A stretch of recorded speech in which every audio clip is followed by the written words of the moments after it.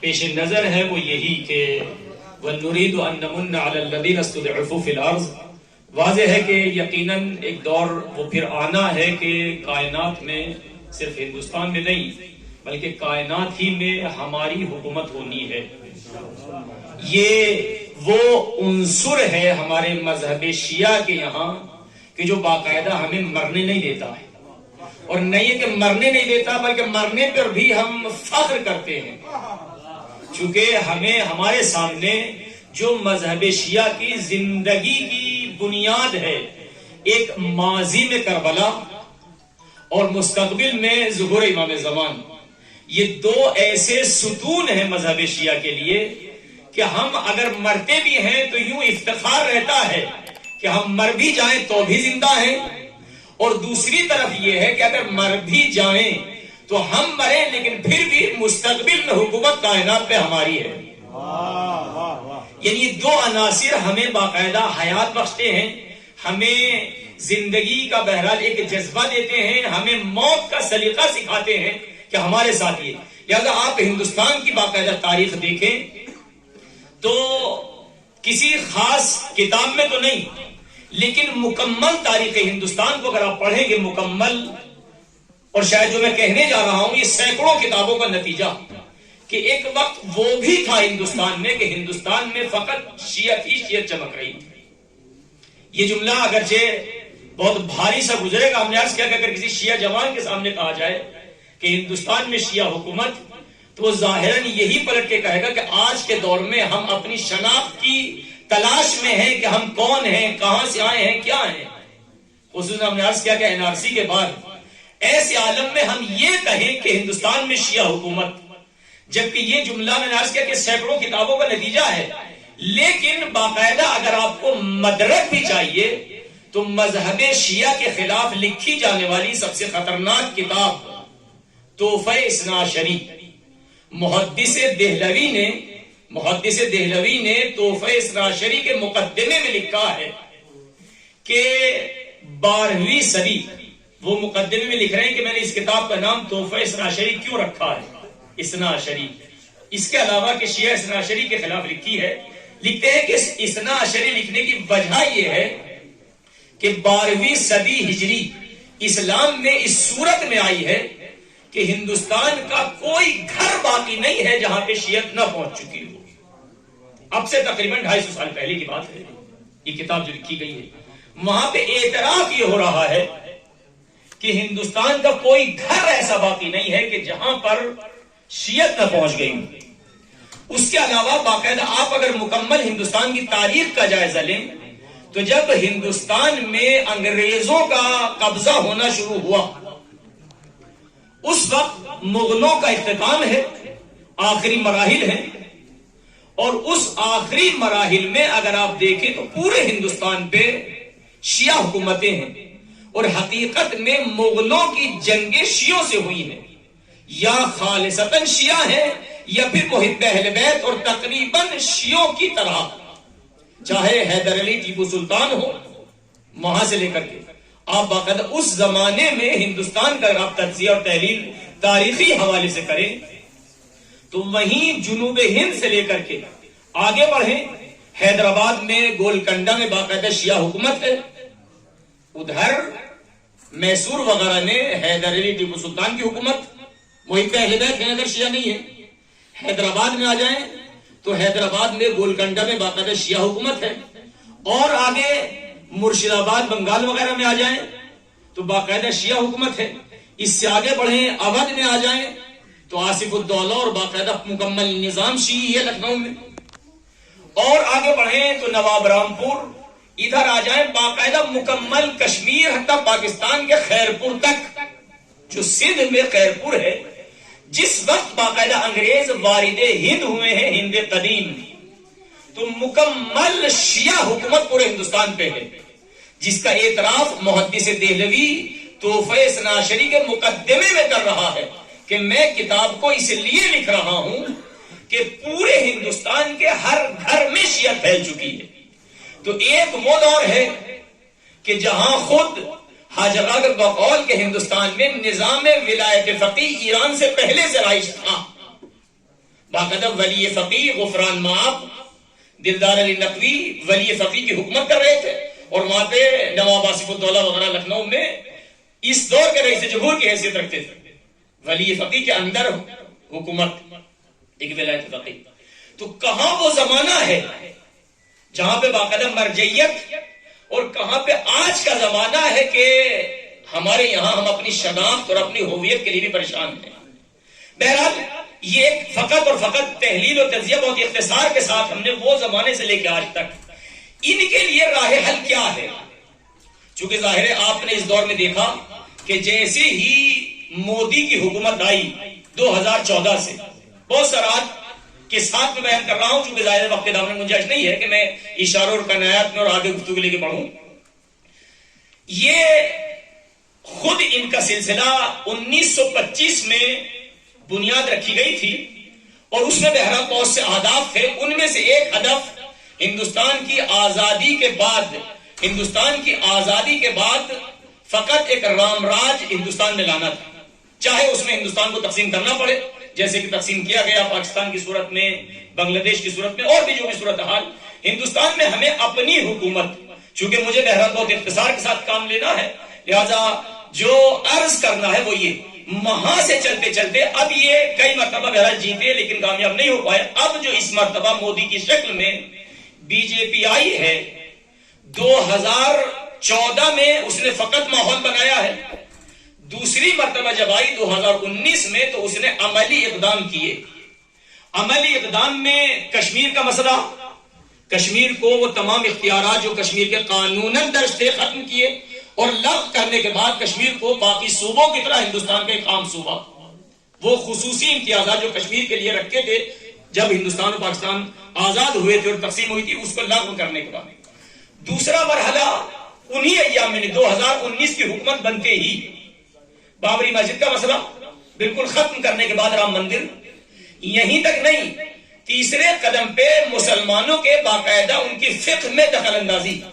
اور مسلمانوں کے یہاں 3 طلاق کو لاگو کرنے کے بعد ایک جرم، ان کی طلاق باطل ہے وہ اپنی جگہ پہ ہے، ہم اس سے کوئی بحث نہیں ہے، وہ فقہی نظریے ہے، لیکن ہندوستان کی حکومت وہ بھی ہندوؤں کا حق کہ دوسروں کی فقہ میں دخالت، اور دخالت کرنے کے بعد اس طلاق کو، دیکھیں وہاں کے فقہا، وہاں کے مجتہد، وہاں کے مفتی دیوبند سے کہیں سے فتویٰ لگائے وہ اپنی جگہ پہ ہے، ان کا دین ہے، ان کا مذہب ہے، لیکن ہندوستان کی پارلیمنٹ باقاعدہ تصدیق کر رہی ہے کہ یہ جائز ہے، یہ جرم ہے اور یہ جرم نہیں. اس کے بعد اور آگے بڑھے جو باقاعدہ NRC کی شکل میں مسلمانوں کی ہویت، یہاں پہ مسلمانوں کے یہاں آج بھی جو آج ہی کئی لوگوں تک ہماری بہرحال سے ہم تک خبر پہنچی ہے کہ ہندوستان چھوڑنے اور بھاگنے کی کوشش کر رہے ہیں، چونکہ ایسا روب بٹھا دیا گیا ہے ہمارے مسلمانوں کے ذہنوں پر کہ اب ہندوستان تمہارے رہنے کی جگہ نہیں ہے، اور باقاعدہ مسلسل نعرے لگ رہے ہیں کہ مسلمان کے 2 استھان، قبرستان یا پاکستان. یہ بہرحال میری زبان سے نہیں، آپ نے دشمنوں کی زبان سے مسلسل سنے ہیں کہ مسلمان اب ہندوستان میں رہنے کے لہذا ماحول ایسا بنا دیا گیا ہے کہ باقاعدہ ہمارے یہاں کے مسلمان اب ڈر رہے ہیں. تو یہاں پہ میں عرض کر دوں کہ ڈرنے کی ضرورت نہیں ہے. اس کی وجہ یہ ہے کہ دیکھیں 1-2 آدمی ہے تو صحیح کہیں جائے، ہندوستان میں 40 کروڑ کے آس پاس مسلمان، 40 کروڑ ابھی بھی پوری دنیا میں کسی بھی ملک میں مسلمانوں کی آبادی 40 کروڑ نہیں ہے. انڈونیشیا 25 کروڑ ہے، پاکستان بنگلہ دیش 20 کروڑ ہے، اور باقی تو ان سے بھی کم ہے. لہذا 40 کروڑ کو کہیں نکالا تو نہیں جا سکتا ہے، لیکن ہاں جو وہ اب 2024 میں اگر الیکشن جیت جاتے ہیں، کہ جو یو پی کے الیکشن سے لگ رہا ہے کہ جیتیں گے، جو ہمارے یہاں صورتحال رہی ہے، اب یو پی کے الیکشن میں جو یوگی جیت کے آیا ہے، لگ رہا ہے کہ 2024 میں بھی مودی جیتے گا. اب وہ باقاعدہ NRC اس شکل میں نہیں، اس شکل میں پہلے لائے تھے، اور لانے کے بعد یہ ہنگامے کھڑے ہوئے، اور پھر اس کورونا نے ہماری بھی جان بچا لی، ان کی بھی جان بچا لی. ورنہ جیسے ہمارے دہلی میں تظاہرات اور لوگ تجمع کی شکل میں بیٹھے ہوئے تھے، اگر یہ بات کورونا نہ آتا اور پھر آپس میں مار کاٹ ہوتی تو بہت خطرناک ہوتی، خود مسلمانوں کے حق میں بھی اور ان کے حق میں بھی خانہ جنگی ہندوستان میں پھیل جاتی. لیکن یہ کہ بہرحال کورونا نے آنے کے بعد ان کو بھی بچا لیا اور مسلمانوں کو بچا لیا، اور نتیجے میں بات ٹھنڈی ہو گئی. لیکن حقیقت یہ ہے کہ اب یہ چونکہ تصویر ہو چکا ہے لہذا اب نہ مسلمان تجمع کریں گے اور نہ وہی، چونکہ قانون بن چکا ہے. لہذا اب این آر سی کی شکل کو باقاعدہ عملی جامہ لیکن دوسری شکل سے، ابھی نہیں، 2024 میں جیتنے کے بعد اگر مودی جیت کے آتا ہے تو پہلی چیز تو یہ ہے کہ اس سلسلے میں کیا کیا جائے. چونکہ موضوع بھی یہی ہے کہ ہندوستان کی مشکلات کا حل، ہندوستان کی مشکلات اگرچہ اقتصادی، سیاسی، ہزاروں قسم کی ہیں، ہمارے پاس گفتگو کرنے کے لیے ہر طرح سے میٹر ہے، لیکن چونکہ وقت نہیں ہے لہذا ہم فقط اسی خاص محور کو جو ہمارے اس وقت کے یہاں پہ اجتماع ہے اس میں یہ کہ اب ہم یہاں پہ اگر مد نظر رکھیں تو دیکھیے ہم نے اپنا ایک نہیں معلوم نہ خدا مان لے یا بہرحال میں اپنے الفاظ سے اپنی زبان سے نہیں ادا کرنا چاہتا، ہم نے اکھلیش کو نہ معلوم کیا سمجھا تھا اور اس کو سامنے لے کر آئے کہ شاید یہ یوگی کو ہرا لے گا، جبکہ مسلم ہے کہ ظاہر ہے تنہا اکھلیش یا کوئی بھی ہو کبھی بھی یوگی کو نہیں ہرایا جا سکتا. چونکہ آپ دیکھ رہے ہیں کہ باقی جتنی بھی پارٹیاں ہیں وہ سب کی سب خاموش تھیں اور خود اکھلیش کے اپنے یادوں بھی، مایاوتی کے اپنے چمار بھی سب کے سب بی جے پی کے ساتھ ہیں، اور تنہا مسلمان وہ ظاہر ہے کسی کو بھی ووٹ دے ظاہر ہے اس کو نہیں جتا سکتا. تو پہلی تو سب سے بڑی ہماری غلطی یہی تھی کہ ہم نے بہرحال چاہے یہاں پہ ہمارے اس طرح کے جوان تھے جو بہت ہی شدید تھے اکھلیش کے حق میں اور قبلہ کلب جواز صاحب کی توہین تک پہ بات پہنچ رہی تھی، لیکن حقیقت یہ ہے کہ تنہا اکھلیش ہمیں اگر جیت بھی جائے تو ہمارا مقصد وہ حل نہیں کر سکتا ہے مشکلات ہندوستان، خصوصاً ہمارے شیعوں کی، ہمارے مسلمانوں کی، چونکہ سب کے سب کافر ہیں، اکھلیش ہو یا یوگی، اور جو سیاسی حالات ہمارے سامنے رہے وہ واضح. پہلی چیز تو یہ ہے کہ ہمارے لیے میں راہ حل پہ آ رہا ہوں، چونکہ اب زیادہ موضوعات میں آ رہے راہ حل پہ. پہلی چیز تو یہ ہے کہ ہم چاہے عام ہوں یا خاص ہوں، علماء ہوں یا سیاسی لیڈر، ہمیں اپنے لیے ایک یونین، ایک اتحاد بنانے کی ضرورت ہے. ہم اگر یوں ہی بکھرے رہے تو ہمیں کل مایاوتی خرید کے ٹکٹ دے دیں گے، ہم خوش ہو جائیں گے کہ ہمیں ٹکٹ دے دیا ہے. اس الیکشن میں اکھلیش کی طرف سے ٹکٹ ملنے پہ بھی جشن منائے جا رہے تھے. مایاوتی سے کئی کروڑ روپیہ، ایک نے 8 کروڑ روپیہ دے کر کے ایک مسلمان نے ووٹ ٹکٹ خریدا تھا، جبکہ 8 کروڑ ٹکٹ خرید کے 8 کروڑ اور بھی لگاتا تو بھی ہارنا تو ہارا، کروڑوں میں باقاعدہ. لیکن ہمارے یہاں یہ تو پہلی چیز تو یہ ہے کہ بہرحال یو پی ہو یا پورا انڈیا، ہمیں سب سے پہلے ضرورت ہے باقاعدہ کی یونین بنانے کی، ایک اتحادیہ بنانے کی، اور بہرحال اس کے بعد جا کے ہم اگر وہ خواب کو یعنی عملی جامہ پہنانا چاہتے ہیں، وہ تعبیر سامنے رکھنا چاہتے ہیں کہ ہندوستان میں پھر وہ دور آئے کہ ہمارا بہرحال ایک وجود ہو. چونکہ اب حکومت پر بات کریں تو بہت دور کی بات ہے، اب وجود ہی پہ بات کہ ہماری ایک وجود ہو وہاں پہ. اس وجود کے لیے بھی یہ بہرحال پورے آل انڈیا سطح پہ ہے. اس کے علاوہ چند اور باریک نکات ہیں، ان میں جو میں عرض کر رہا ہوں وہ یہ کہ وہ انہوں نے 2019 میں چند مرحلے رکھے، 2020 میں ایک بہت خطرناک مرحلہ رکھا ہے جو مجھے یقین ہے آپ سب تک پہنچ چکا ہوگا، لیکن وہ اتنی میٹھی چھری سے رکھا ہے کہ کسی کو احساس بھی نہیں ہوا. میٹھی چھری وہ کیا تھی؟ آخری جملہ ہے وہ کیا؟ وہ یہ کہ سن 2000 سے مودی بلکہ مکمل ساری حکومتیں، اس میں اکھلیش بھی تھے، یعنی اکھلیش کا بابا ملائم سنگھ تھا، کانگریس تھی، سب کے سب ہمارے خصوصاً یو پی کے مدرسوں کو سرکاری بنایا گیا، حوزہ علمیہ، دینی مدارس سرکاری بنایا گیا. ہمارے سارے اساتید، سارے پرنسپل سب کے سب خوش تھے کہ اب تک ہم خمس و زکات سے 5000 ملتے تھے، سرکاری ہو جائیں گے تو 50,000 ملیں گے. سب کو ملے، سب خوش ہوئے. پھر اس کے بعد انہوں نے کہا کہ بھئی یہ سرکاری مدرسے تو بن گئے، ان کے لیے پرائمری ہونا شرط ہے. سب نے پرائمری کھول لیا، کہا کہ پرائمری کافی نہیں ہے، 8ویں تک نظام چلاؤ. 8ویں تک چلا. اب 15 سال کے بعد کہا کہ سب کو 12ویں تک انٹر کالج کا کورس رکھنا ہے. اس سال کی خبر یہ آئی ہے کہ سارے مدرسے ختم. آپ کا سلطانیہ اور نازمیہ وہ آپ کو ابھی چونکہ پرانے ذہنوں میں نام ہے وہی نام ہے، سارے مدرسے ختم، سارے مدرسے بن چکے ہیں انٹر کالج، اور سب میں باقاعدہ سرکاری نظام آ چکا ہے. اس سال جو پیپر ہوا ہے مدرسوں کے اندر، الہ آباد بورڈ کا پیپر نہیں جو ہم نے بھی دیے ہیں، مدرسوں کے اندر جو پیپر ہوئے، ایک پیپر دینیات کا تھا، باقی سارا وہی جو ایک انٹر کالج کا پیپر ہوتا ہے وہ سب لیا گیا. یعنی امام المدارس IM انٹر کالج بن چکا ہے، بورڈ لگ چکا ہے. لہذا 2020 میں جو حادثہ ہوا ہے، جو میٹھی چھری سے ہمارا گلا کاٹا گیا ہے ہندوستان کے حوزہ علمیے، کہ من داشتم عرض نہیں کرتا ہوں کہ یہ زمان من نظام ولی فقیر آشتیم و امروز سن 2020 ہندوستان تمام حوزہ علمیہ رازبین برد رسمن اعلان ہو چکا ہے کہ ہندوستان میں کوئی مدرسہ نہیں ہے، جبکہ اہل سنت نے اپنے دارالعلوم کو بھی بچایا ہے، اپنے دارالندوہ کو بھی بچایا ہے، چونکہ انہوں نے سرکاری ہونا قبول ہی نہیں کیا.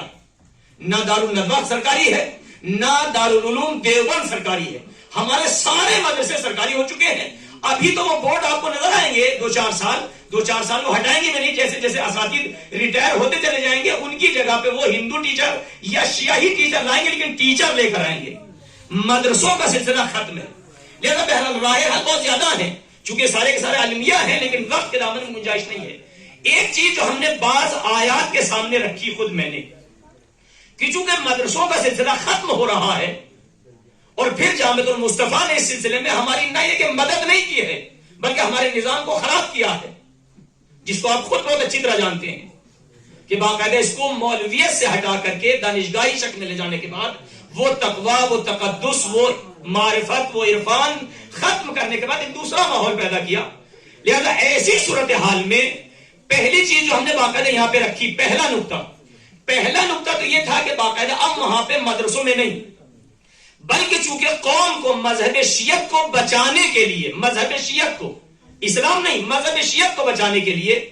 ضرورت اس بات کی ہے کہ باقاعدہ قوم میں علماء پیدا کیے جائیں. پہلا راہ ہے،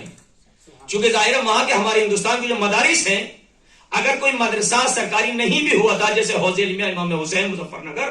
تو اس کو دوسری طریقے سے ختم کر دیا ہے، جو اسد صاحب کے ساتھ حادثہ ہوا، نتیجہ مدرسہ ختم. لہذا بہرحال ایسی صورتحال میں پہلی تو راہ حل یہ ہے، پہلی راہ حل کہ جیسے بھی ہو سکے ہمیں اپنے ہندوستان میں علماء پیدا کیے جائیں، تاکہ پھر وہ دوبارہ وہی رونق اور وہی شیعت بیدار ہو کہ جو شیعت کا حق ہے. آپ اگر ایران میں دیکھ رہے ہیں کہ ایران میں نظام جمہوریہ اسلامی ہے تو علماء کے وجود کی وجہ سے ہے. حضرت آیت اللہ العظمیٰ امام خمینی یا پھر ان کے بعد مقام معظم رہبری، یہ جتنے بھی علماء کے وجود سے ہے یہ نظام اسلامی. اگر آپ کو باقاعدہ اپنے وطن میں شیعت باقی رکھنی ہے تو سب سے پہلا کام تو یہ ہے کہ یہاں علماء کی تربیت کی جائے. اب یہ علماء کی تربیت وہاں کے دیکھیں، ہندوستان کی حکومت اسی چیز کو سامنے رکھ رہی ہے کہ ہم حوزہ علمیہ کو ختم کر دیں گے. اگر ہمارے یہاں دینی مدرسے ختم ہو گئے تو علماء ختم ہیں، اور جب علماء ختم ہے تو شیعت خود بخود ختم ہو جائے گی. اصل غیر مسلم طاقتوں کو مسلمانوں سے نہیں، ہمیشہ شیعوں سے خطرہ ہوتا ہے، چاہے وہ لبنان کے شیعہ ہوں، ایران کے شیعہ ہوں، جہاں بھی حزب اللہ کی شکل میں جہاں بھی شیعوں سے خطرہ ہے، ورنہ وہ سعودی جیسے وہ تو آرام سے خرید لیتے ہیں. لہذا ہندوستان میں بھی ان کو شیعوں سے خطرہ ہے، لہذا انہوں نے سنیوں پہ ظاہری زور دے رکھا ہے، شیعوں پہ اندرونی طور سے کھوکھلا، یہ کہ شیعت سے علم کو ختم کیا جا رہا ہے. سارے حوزہ علمیہ ہندوستان کے شیعہ دینی مدرسوں کو ختم کر کے. لہذا پہلا راہ حل تو یہ ہے، پہلا راہ حل کہ یہاں پہ الحمدللہ جامعۃ المصطفیٰ کی نمائندگی بھی موجود ہے ہماری جلسے میں، اور نمائندے ولی فقیہ حضرت آیت اللہ مہدی پور بھی موجود ہیں. ان لوگوں کو ہندوستان میں خصوصی توجہ کی ضرورت ہے کہ ہم اگر یہ 60 یا 80 کروڑ کے شیعوں کو بچانا چاہتے ہیں تو یہ اسی طرح بچ سکتے ہیں جیسے ہم نے اپنے ایران میں بچایا ہے. یعنی علماء کی تربیت کی جائے، علماء کی پرورش کی جائے، علماء کو باقاعدہ پروان چڑھایا جائے. اس کے لیے پہلا راہ تو یہ ہے کہ جتنا زیادہ ہو سکے ہندوستان سے طلاب کی پذیرش کی جائے. یہاں پہ جو طلاب موجود ہیں ان کی مشکلات کو حل کیا جائے. دونوں عزیزان یہاں پہ موجود ہیں، نمائندے ولی فقیہ بھی اور جامعۃ المصطفیٰ کے نمائندے بھی. لہذا طلاب کی مشکلات اور جتنا زیادہ ہو سکے ہندوستان سے طلاب کو بہرحال پذیرش کی جائے، لایا جائے، تاکہ جتنا زیادہ علم اور علماء پھیلیں گے اتنی ہی زیادہ شیعت کی ترویج و تبلیغ ہوگی. دوسرا راہ حل یہ ہے، آخری جملہ، دوسرا راہ حل یہ ہے، اگرچہ راہ حل بہت زیادہ ہے میرے پاس، دوسرا راہ حل یہ ہے کہ اگر ادھر ہمارے دینی مدرسوں کو بند کیا جا رہا ہے کسی دوسری شکل میں، مدرسے کھلے ہوئے ہیں ان کو انٹر کالج بنایا جا رہا ہے، تو اب ہمیں چاہیے کہ اپنے جوانوں کو، غیر طالب علم طلاب کے علاوہ جوانوں کو جو ہماری یونیورسٹیوں میں پڑھ رہے ہیں کسی بھی سبجیکٹ میں ہو، ڈاکٹر ہیں، انجینئر، کچھ بھی ہو، ہم ہر یونیورسٹی کے قریب، جامعہ ملیہ ہو، علی گڑھ ہو یا دہرادون ہو یا بنارس یا حیدرآباد، جہاں بھی ہیں، اپنی ہر یونیورسٹی کے قریب جو بھی ہندوستان میں ہے اپنا ایک ہاسٹل کھولیں، ہاسٹل، اس ہاسٹل میں اپنے شیعہ جوانوں کو وہاں پہ رکھیں، یونیورسٹی میں داخلہ کرائیں. اس کا بودجہ بجٹ ولایت فقیہ کے دفتر سے ہو یا جامعۃ المصطفیٰ سے ہو یا آیت اللہ سیستانی سے ہو یا جہاں سے بھی ہو،